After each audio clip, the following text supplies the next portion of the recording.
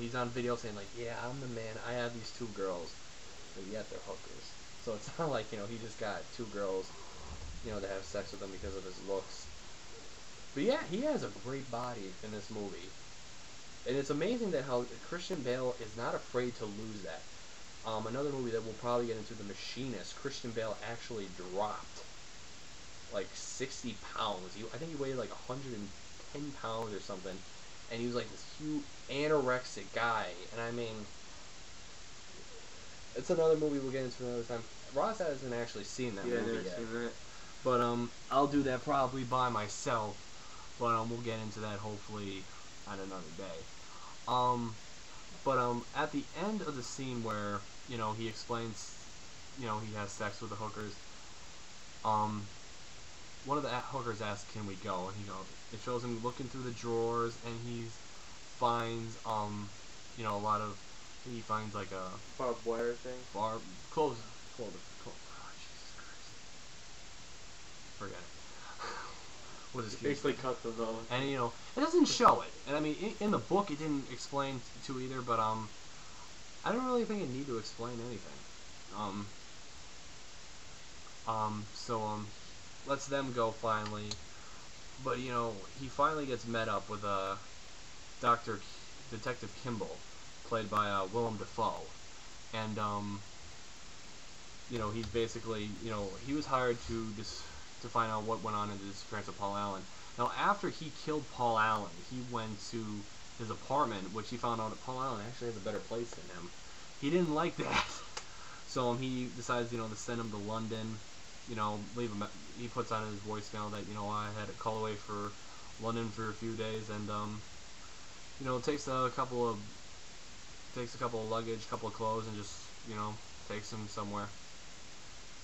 But I like what they did with the Kimball character, and I was actually watching the special features, and they actually asked Willem Dafoe to have three different emotions to when he was interrogating Patrick Bateman. One was Kimball was supposed to think that he didn't think Patrick Bateman killed him.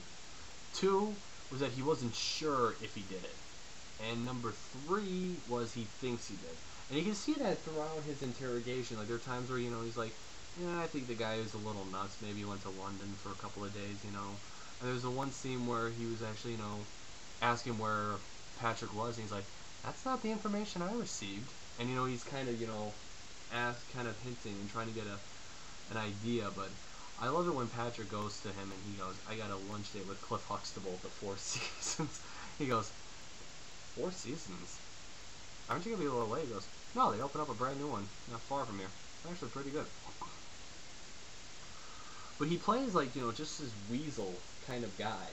And I mean, just with what he's able to get away with is, Now, one of the things towards the end of the film, a lot of people say, well, how can he possibly get away with all this? I mean, even after he admitted to his lawyer, the one scene. Towards the end, he does admit it to his lawyer that he killed him. And like the book, the movie doesn't really give you a clear ending. Like, is it real? Did it really happen or not? But what I'm going to do is I'm going to get into what my personal opinion is of what happened. There's a scene towards the end of the film where after he goes to get into the ATM and he decides to withdraw money from the account, and a little kitty comes up by me and goes, oh, here, kitty, kitty, kitty, picks it up, and then the machine says, feed me a stray cat. So he decides to, kind of push it in there. He gets out a gun, and he's like trying to hold it in there, and then the old lady comes by and says, hey, stop that! And he shoots the old lady, and then the cops, hear it. And in the book, to kind of clarify it for you, it actually switches to third person. The whole book was as if Patrick Bateman telling you the story, but that part it was like, Patrick Bateman runs and grabs, a car door, the alarm goes off, and does this and that. That's, kind of gives you maybe a little bit of a hint towards that maybe he was dreaming that part. Another part that was a dream that could be interpreted as a dream sequence is that when he was shooting at the cops, the cop car explodes. Yeah, everything And from a handgun. And I mean, you can even see, he even looks at the gun. He's like, "What? That? He's just like, get out." And he goes up. Finally, he actually goes through the wrong building, and he realizes that the guard isn't the same guy. So he shoots the guard, and then he shoots the cleaning guy before finally getting to his building. Goes up to the top floor, and he sees a helicopter spotting him, and then that's where he finally, calls his lawyer and admits what he did, because he's not sure he's gonna get away with it. I think that scene, was just amazing for Christian Bale. Just he was just freaking out, like, I just had to kill a lot of people, and I'm not sure I'm gonna get away with it this time. But just like so many different levels. And I think a lot of people will look at Christian Bale now, and you see him maybe as just an action guy, because I mean he did Batman Begins, The Dark Knight, Terminator. Well, this movie alone shows that he has multiple personalities. He's able to act out everything. And I mean, movies like this, The Machinist, The Prestige, are just great acted movies by him. I mean, a lot of people will probably never even heard of this movie. This movie was released in 2000. But I'm telling you, he did such a great job that he was, until now, was pretty much considered to be a great actor until, he got into the action role, kind of. And that's kind of one of the things I hope he doesn't continue, is, like, just to do action movies. I mean, let's be honest. Let's be honest. Batman made him what he is today. I mean, he was a great kind of independent kind of actor, and this kind of got him in the mainstream.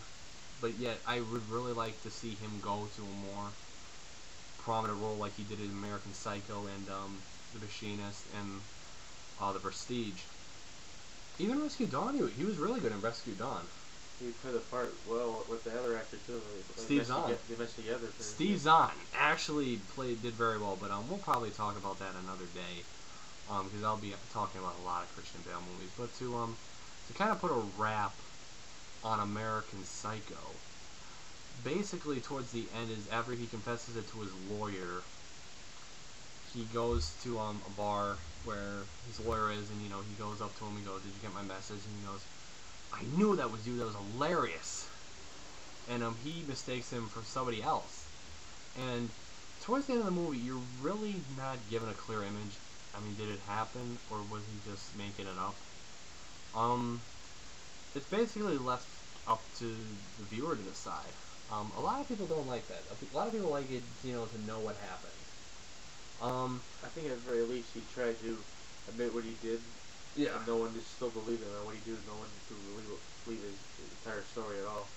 Well, this is what I, after doing a little research and trying to figure out, maybe after reading the book, that this is my conclusion on it.